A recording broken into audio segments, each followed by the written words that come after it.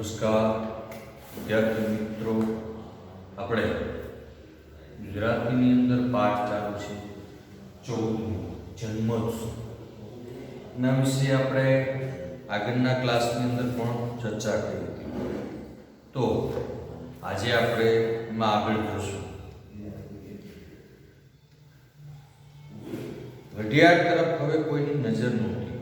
અસિતની માયાવી સૃષ્ટિને બધા સ્તબ્ધ બનીને જોઈ રહ્યા હતા. સામે મુખિયાજીએ રચેલો અન્નકૂટ હતો. એમાં પણ રંગોની યોજના ભારે ચાતુરીપૂર્વક કરી હતી. હવે વાસુદેવ કૃષ્ણને લઈને ગોકુળ જવાની તૈયારીમાં હતા.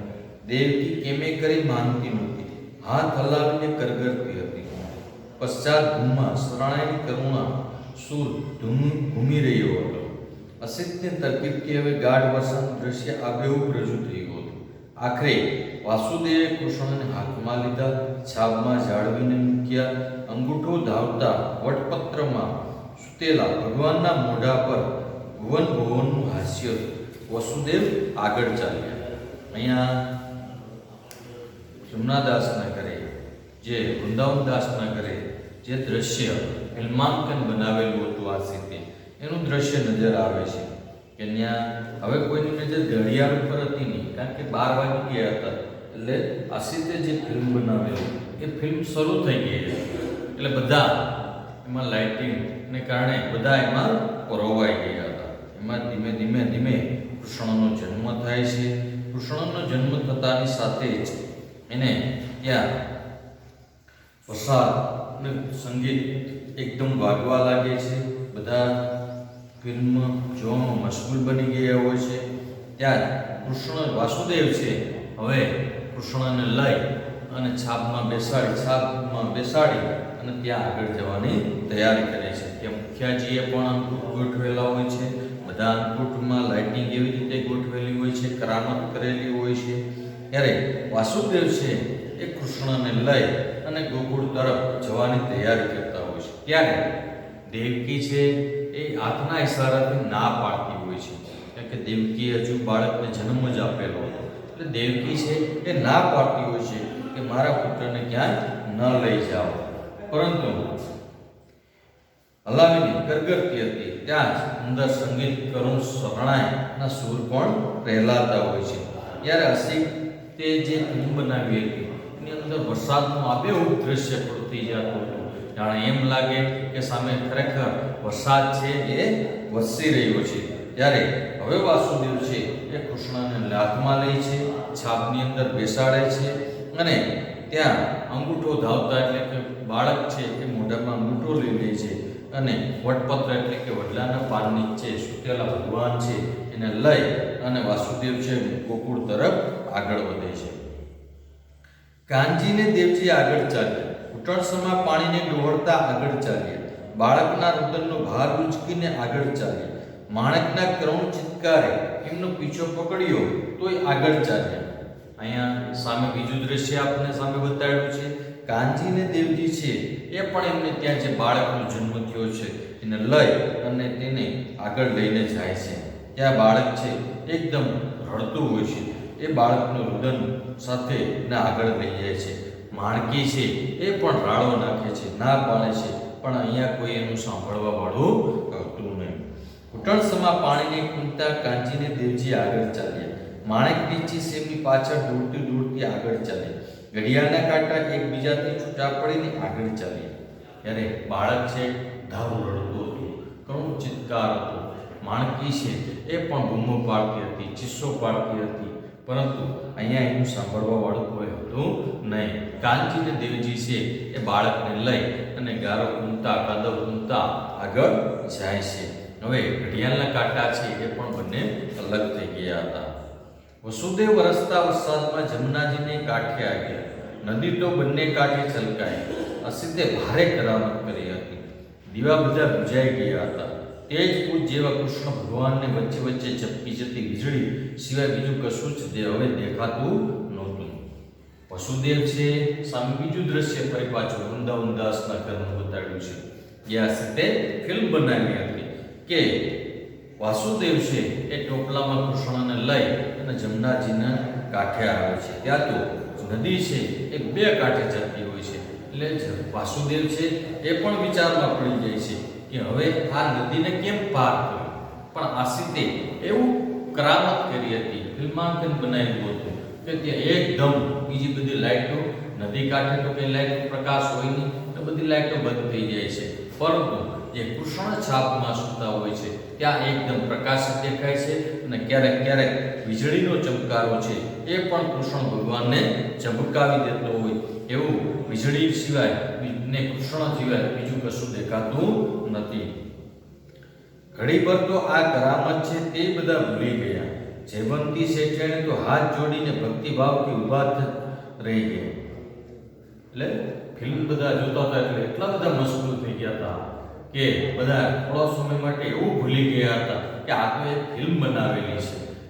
જયવંત શેઠાણી છે એ પણ આશ્ચર્યમાં પડી જાય છે અને ઊભા થઈ જાય છે અને હાથ જોડવા લાગે છે. આપણે પણ દાખલા તરીકે ક્યાંક ફિલ્મ જોવા જઈએ છીએ તો આપણે પણ એ ફિલ્મની અંદર એટલા બધા ઓતપ્રોત થઈ જાય છે કે આપણે દાખલા તરીકે આપણે નજર સમક્ષ આવું આખું દ્રશ્ય થતું હોય એવો આપણે ફિલ્મ અનુભવ કરતા હોય છે. આપણે પણ ઘણી વખત ફિલ્મ જોતા હોય તો આપણને એવો અહેસાસ થતો ઓહો, આપણે પણ એવા સંસ્કારા કરુણ દ્રશ્ય આવે તો આપણે પણ આસ્કારો બોલાવી ઓહો આ તો જો કેવું થાય છે, કેવું અત્યાચાર છે.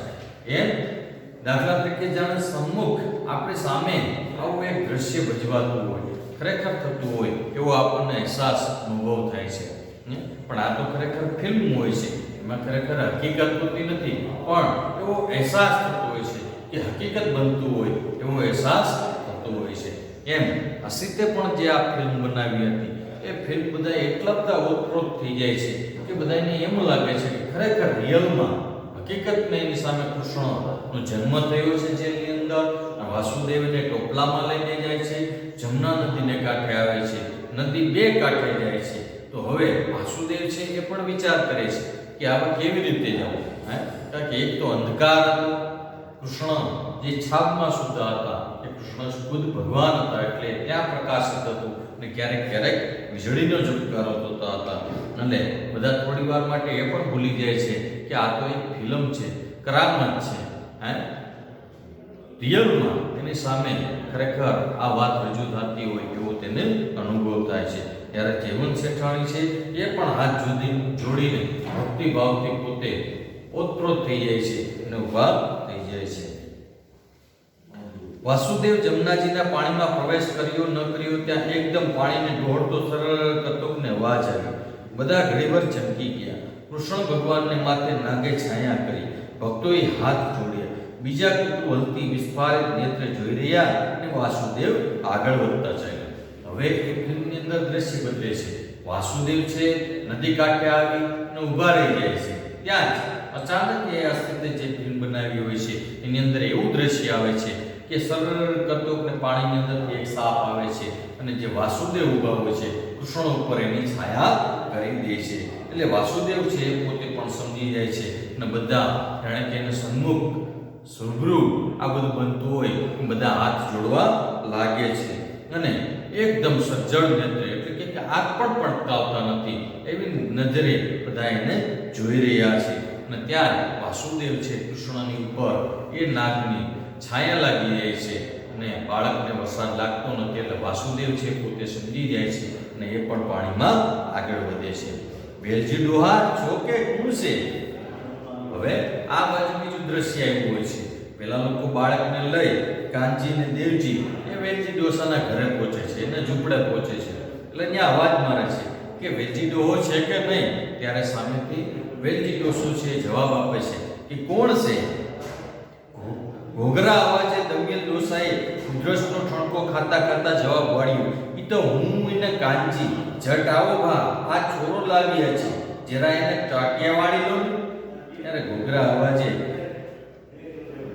પોતે કાનજી કહે છે, દમિયલ ડોસો એ અવાજ કહે છે કે ભાઈ તો હું અને કાનજી છે કે જરાક બહાર આવો ને કે આ છોકરાને લઈ આવ્યા છે, એના જરાક ટાટિયા વાળી લ્યો ને કે. એટલે કે ટાટિયા વાળવા એટલે કે એનો પગ ભાંગી નાખ્યો, જન્મતા હોય તેને અપાયસ બનાવી દેવામાં આવે છે. એટલે કહે છે કે આ બાળકને લઈ આવ્યા છે, જરા એના ટાટિયા વાળી દો. ડોસો બોલ્યો, હા બેઠા રે ઈ કરવું છે કે પછી લાકડીને ટેકીને હાલીને ભીખ માગે એ કરવું છે?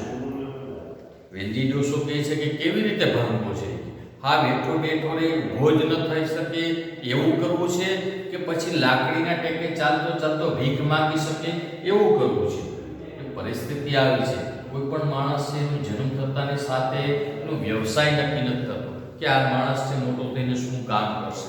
પરંતુ આવા અમુક પરિવારોની અંદર નો વ્યવસાય છે જન્મતાની સાથે નક્કી થઈ જાય છે કે ભાઈ એને મોટો થઈ અને ભિક્ષાવૃત્તિ જ કરવાની છે.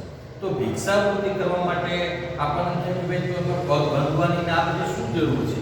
પરંતુ એ લોકો એવી પરિસ્થિતિ કરી દે કે સામે કોઈ પણ માણસ જોઈ તો એને એના દયાપાત્ર બનાવી દે છે. આપણે દાખલા તરીકે આ બસ સ્ટેન્ડમાં કે ક્યાંક જતા હોય અને આપણને કોઈ એવું બાળક જોવા મળે કે અપાઈ જ હોય, ઊભું થઈ શકે નહીં, હાથ પગ ભાગેલા હોય, ખોટકા પણ વાગવું હોય તો આપણને સામાન્ય દયા આવે.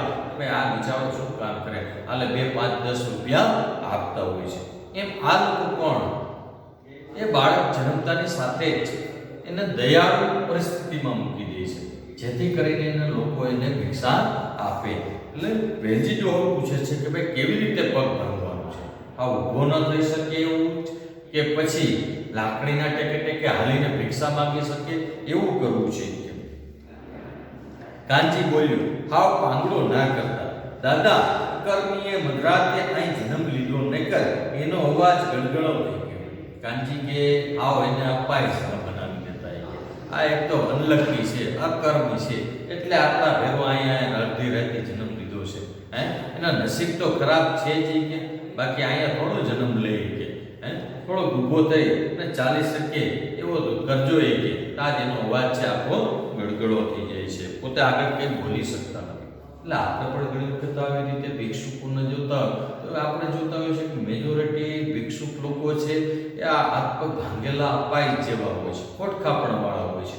એટલે આપણને પણ એવું મનમાં એવું વિચારી શકીએ કે કદાચ આ લોકો પણ આવું કરતા હોય, આ લોકો પણ આવું કરતા હોય કે ભાઈ જે કે બાળકનો જન્મ થાય એટલે એના પરિવારના લોકો છે એને જન્મતા વહેતા પાયસ બનાવી દે જેથી કરી અને એને ભિક્ષા માંગવા માટેનો રસ્તો મોકળો થઈ જાય. આપણે ઘણી વખત ક્યાંક જતા હોય અને હટોકટો તંદુરસ્ત માણસ આવે આપણી પાસે ભીખ માંગે તો આપણે નથી કહેતા એટલે હટોકટો છે, તંદુરસ્ત માણસ છે, કામ કરને કંઈક ભિક્ષા હું માંગે છે, કામ કરી શકે એવી પરિસ્થિતિ છે. પણ આવા અપાયસ લોકો હોય છે, અપંગ લોકો હોય છે, એને આપણે જોઈએ એટલે આપણને સામાન્ય રીતે આપણા દિલની અંદર દયા આવે, આપણે એ દયાની પાત્ર બની જાય, લાચાર બનાવી દેવામાં આવે અને આપણને જેમ થાય કે એ ભાઈ થોડું કામ કરી શકવાનો છે. આવી પરિસ્થિતિ ઊભી કરી દે છે. એટલે આપણને પણ મનની અંદર વિચાર આવે કે ખરેખર આ જે ભિક્ષાવૃત્તિનો વ્યવસાય કરતા હોય છે એ લોકોના બાળક છે મેજોરિટી આપણને અપંગ દેખાતા હોય છે. તો આવું જ કદાચ કરતા હશે એવું આપણે માની શકીએ છીએ. દેવજીએ કહ્યું, હાલ હવે ગાંડા ગાડીમાં છોરો આવ્યો છે તો રોટલાની જોગવાઈ તો કરવી કે નહીં? તું તો એને ભણાવી ગણાવીને લાડ સાહેબ બનાવવાનો હતો નહીં. દેવજી છે એ કહે છે કાનજીને કે લાલ કહેવાય. કાનજી છે વાત કરતો કરતો પોતાનો પુત્ર હોય છે એટલે ગળગળો થઈ જાય છે. એટલે દેવજી કહે છે કે લાવી કહેવાય, હું એ કે ગાંડા વેડા કરે છે. હવે આ કર્મી અહીંયા જન્મ લીધો છે તો એના રોટલાની વ્યવસ્થા તો કરવી પડશે કે નહીં? એ તો કંઈક નક્કી કરવું પડશે કે નહીં? તું તો જાણે એવી વાતો કરે છે કે જાણે એને ભણાવી ગણાવી મોટો સાહેબ બનાવવાનો હોય એવી રીતે તું તો વાતો કરે છે. દેવા છોરો તો છે હાવ કિશન ભગવાન જેવો, આખરે છોરો તો માણકીનો ને. એમ કહેતા ને વર્ષોના અનુભવી હાથોએ પળવારમાં બાળકના ઘૂંટણને મરડીને ઢાંચકા ફોડી નાખ્યા. બાળકની ચીસ હવાને વધી ગઈ. હવે વેલજી ડોહાના હાથમાં એ બાળકને આપે છે. એટલે વેલજી ડોહો એ બાળકને જોઈને કહે છે કે ઓહો, આ છોકરો તો ભારે રૂપાળો છે ભાઈ, કિશન ભગવાન એટલે કે કૃષ્ણ ભગવાન જેવો આ બાળક છે દેખાય છે. એમ કરતા કરતા ને કહે છે કે બાળક પણ કેવો છે, હોય જ નહીં કે એની માં કોણ છે કે માણકી છે, કે એની માં માણકી છે, માણકીનો બાળક છે કે કૃષ્ણ ભગવાન જેવો દેખાય છે કે. એમ કરતા કરતા ને વર્ષોનો અનુભવ હતો. આપણે પણ ઘણી વખત નથી ડૉક્ટર પાસે જાય તો ડૉક્ટરો એનો અનુભવ હોય છે, બાળકોની પાસે શાંત થઈ જાય છે, રમાડતા રમાડતા હાથ ફેરવતા ફેરવતા ઇન્જેક્શન મારી દેતા હોય. એમ આ વેલજી ડોહાના પણ હાથમાં બાળક આપે એટલે એના વખાણ કરતા વેલજી ડોહો છે એના પગ પકડી અને ગોઠણમાંથી ભાંગી નાખે છે. ત્યાં જ બાળક છે ચીસાચીસ કરી મૂકે છે. પણ આ વરસાદી માહોલમાં એ બાળકની ચીસ છે વાને વિંધીને ક્યાંય નીકળી જાય છે. દેવજી બોલ્યો, કાલ હવારે રૂપિયા દઈ જાશું. લે હાલ્યા લ્યા કાંજી, હવે તારો છોરો ભૂખે નહીં મરે. હા, દેવજી કહે છે કે ભાઈ વેલજી બાપા, અમે હવે કાલે તમને પૈસા, આજે પગ ભાંગવા આવ્યા હતા એના પણ એને પૈસા દેવા પડતા હોય છે. એટલે કહે છે કે હવે આજે તો અમારી પાસે નથી, પણ કાલ સવારે અમે તને પૈસા દઈ જશું. અને કહે છે કે દેવજી હાલ આવી કે છોકરાના લઈ લઈ કે હવે આ તારો છોકરો ભૂખે નહીં મરી કે હવે આ તારો છોકરો ભિક્ષાવૃત્તિ કરી શકશે. એને લોકો દયાને પાત્ર બની ગયો છે, લોકો એને ભિક્ષા આપશે. એટલે હવે આ તારો છોકરો ભૂખે નહીં મરે એમ કહી અને દેવજી છે એ વેલજીને કહે છે કે હાલો હવે અમે જઈએ છીએ.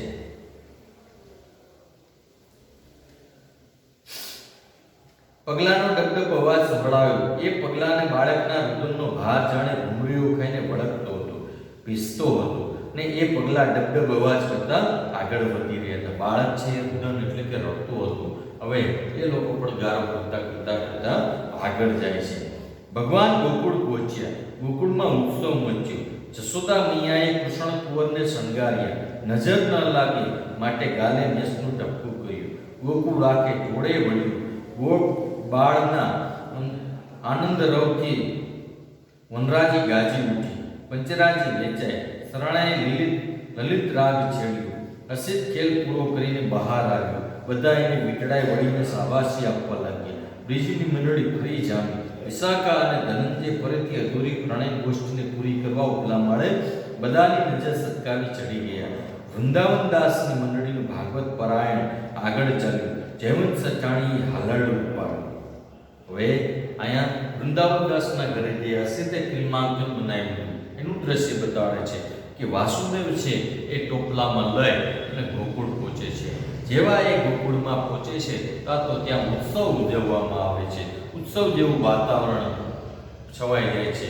કૃષ્ણ કુમાર છે, કુંવર છે એ ગોકુળમાં પધારેલા હોય છે અને જશોદા મૈયાએ પણ કૃષ્ણને શણગારેલા હોય છે.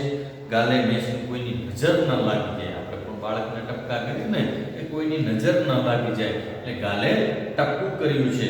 ગોકુળા કૃષ્ણ બાળ કૃષ્ણને જોવા માટે ઉમટી પડ્યું છે અને આખી વનરાજી એટલે કે આજુબાજુના ગોકુળની આજુબાજુના જે કંઈ લીલાછમ ઝાડવા હોય છે એ પણ કૃષ્ણને વધાવવા માટે હલાહલ કરતા હોય છે, ગાજી ઉઠેલા હોય છે. પંચરાજી એટલે કે પંજરી આપણે જે આવે ને ગોકુળ આઠમના દિવસે કૃષ્ણનો જન્મ થાય પછી પંજરી વેચવામાં આવે છે.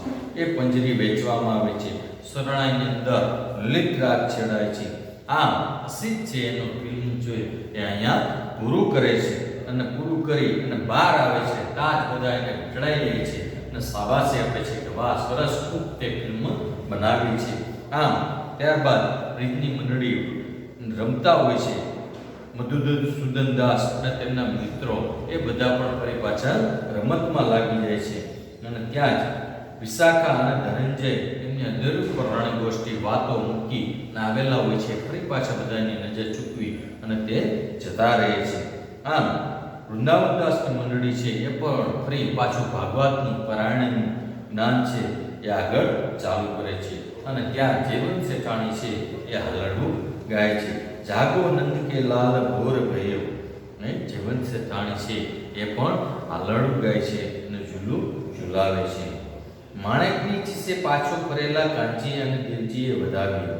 મને એનું એકવાર મોઢું તો દેખવા દેવું હતું. લાવો મારે ખોડે, લાવો મારા કુંવરને. માણકી છે એ પણ રડતી હોય છે, ચીસો પાડતી હોય છે કે તમે પણ બહુ કરી કે કાંચીને દેવજી એનો પગ ભાંગીને આવ્યા હોય છે. એટલે કહે છે કે તમારે મને મારા બાળકને અપાઈશ બનાવ્યું એ પહેલાં મને એક વખત એનું મોઢું તો જોવા દેવું હતું કે લાવો મારા દીકરાને મારી પાસે લાવો, મારા રાજકુમારને મારી પાસે લાવો. એમ માણકી છે એ કાંજીને અને દેવજીને કહેતી હોય છે કે તમે મારા બાળકને એક વખત તો મને મોઢું તો જોવા દેવું હતું. મેં જે એનું મોઢું પણ નહોતું જોયું ત્યાં તમે એને લઈ ગયા છે. લાવો તમે મારા કુંવરને મારી પાસે લાવો. દેવજીએ કહ્યું, ગાંડી થામા માણકી, તારા નંદકુંવરને કોઈ ચોરી નથી ગયું. લે આ તારો છોરો. કાંચીની સામે ચિત્રક ખડું થયું. ધકતી બપોરે માણેકની સાથે એ પતરાની નાનકડી ગાડીમાં પાંગડા કિશનને શહેરમાં રસ્તા વચ્ચે થઈને ખેંચી રહ્યા છે. પોતે આંધળો છે, દીકરો પાંગડો છે, દુનિયા દેખતી છે, ભગવાન કૃપાળુ છે, મોંમાં દાન છે, દુનિયા પર વૈકુંઠ છે, ભગવાન ગોકુળથી પધારીને મથુરાના રાજા થયા છે, બધા સુખી છે. હવે દેવજી છે એ કહે છે કે હું ગાંડી વેડા કરે છે એ કે તારા દીકરાને કોઈ ઉપાડી નથી ગયું કે હાલે કે આ તારો દીકરો એ કે ત્યાં જ કાંજીની સામે આખું દ્રશ્ય ખડું થઈ જાય છે. એ પોતે મોટો થઈ જાય છે, વૃદ્ધ થઈ જાય છે, એમનો દીકરો છે એ પણ મોટો થઈ જાય છે, પણ તળે ધમધમતો તડકો હોય છે. હવે માણેક છે એ પણ પતરા નીચે નાનકડી એવી ગાડી બનાવેલી હોય છે. એમાં પાંગડા કિશનને 5 મિનિટ છે, 2 મિનિટ છે, 2 મિનિટમાં પાંગડા કિશનને એ શહેરમાં રસ્તા વચ્ચે ઘસડીને ગાડી લઈને જાય છે. પોતે પણ આંધળો થઈ ગયો છે અને દીકરો પાંગડો છે, દુનિયા દેખતી છે, ભગવાન કૃપાળુ છે, દરેકને રોજીરોટી આપી દેતા હોય છે. કૃષ્ણ છે એ પણ વૈકુંઠમાં જાય છે અને ગોકુળથી પધારીને મથુરાના રાજા થાય છે. આ બધા સુખી છે. માના ખોળામાં બેસીને માતાની અશ્રુધારામાં નાહતો કિશન જાણે કે પિતાની આંખ સમક્ષ તરવરી ઉઠતા ભાવિના દર્શનને જોતો હોય એમ એકાએક હસી પડ્યો. પણ મેઘલી રાતના એ અંધારામાં માણેકને એ હાસ્ય દેખાતું નથી. માના ખોળામાં એક બાળકને મૂકેલું હોય છે. માની અશ્રુધારાથી એ કિશન જાણે કે નાહી રહ્યો છે. આમ પિતાની સમક્ષ પણ એનું બાળક દેખાય છે. ભાવિના દર્શન જોતા જોતા એકાએક હસી પડ્યો અને મેઘલી રાતના એ અંધારામાં માણેકને હાસ્ય દેખાતું નથી. આમ બે પરિવારની પરિસ્થિતિ આપણી નજર સમક્ષ રજૂ કરવામાં આવી છે. એક મોજ ખાતર ઘણો બધો ખર્ચો કરે છે અને એક પરિવાર એવો છે કે જે પોતાના બાળકને જન્મતા વેત અપાહિજ બનાવી દે છે. તો આમ આ પાઠ છે આપણે અહીંયા પૂરો થાય છે. તમારે સ્વાધ્યાયના જે પ્રશ્નો છે પ્રશ્નો તમારે હોમવર્કમાં